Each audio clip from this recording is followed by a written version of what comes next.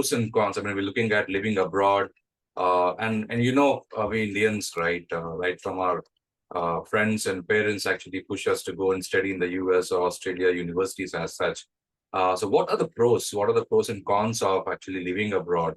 And be very specific in terms of answers because a lot of people are interested in the universities in Netherlands as well. So, keeping that in mind. Yeah, I'll try to be as specific as I can because I do not want to sound factually incorrect. Sure. So in terms of pros, I would say exposure.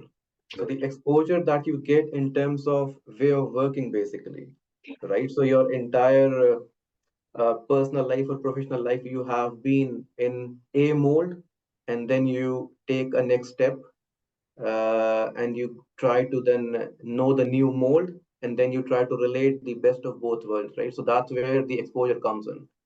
Sometimes the exposure is a bit good, which adds to your personality, your way of working, your overall ecosystem. Sometimes the exposure is not as good as a person might expect to be, right? So I know a couple of people who are also in some other countries. Some are happy, some are not happy, professionally, personally, etc., etc. But then to uh, narrow down to your question, in from Netherlands standpoint, I would say we are pretty happy because Netherlands is a cosmopolitan country. Besides, I think there was a census conducted last year, which basically ranks Netherlands as one of the most proficient English speakers who are non-native English speakers, basically, if you know what I mean, right? Yeah. So the most proficient non-native English speakers are the Dutch folks. So there is no language barrier per se here. Right. I mean, it's been almost 6 years now, me living here in Netherlands. I don't see a language barrier. Uh, People are pretty open. Yes, they are direct, which is good as well in a way, because that's slightly different from different cultures. That's slightly different in different cultures. Right. But yeah, as I mentioned initially, you get the both best of both worlds. You understand the way of working, you get more exposure. So yeah. And then in terms of universities, right? You also asked. I would take two names, the Rotterdam University, and sorry, not two, but three names: Rotterdam University, Erasmus University, and the University of Amsterdam. And these are just the three names. I mean, there are many Dutch universities who consistently, I would say, rank in the top list of global universities per se. So, depending on the choice of study that your listeners probably are interested in, Yeah. a quick Google search can help them understand if they find a university that suits their criteria or not. Also, yeah, go ahead. uh, just one last point on university thing. I think there are quite some good scholarships from Erasmus University specifically. Okay.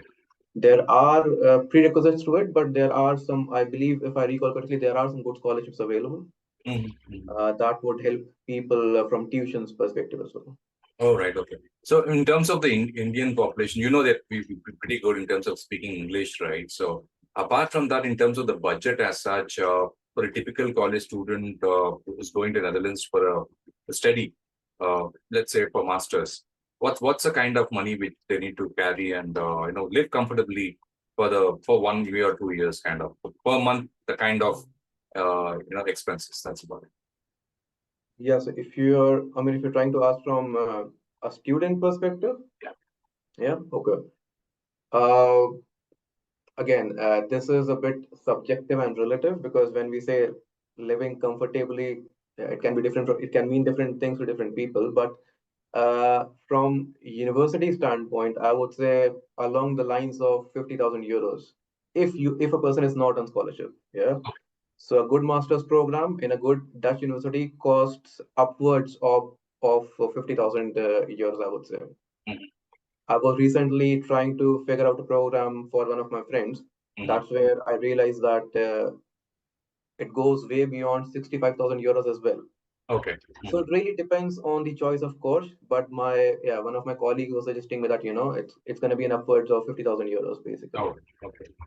And then in terms of living comfortably, I would say at least 1,500 euros a month. Okay. Would be okay for a single person in terms of fooding and lodging and transport, of course.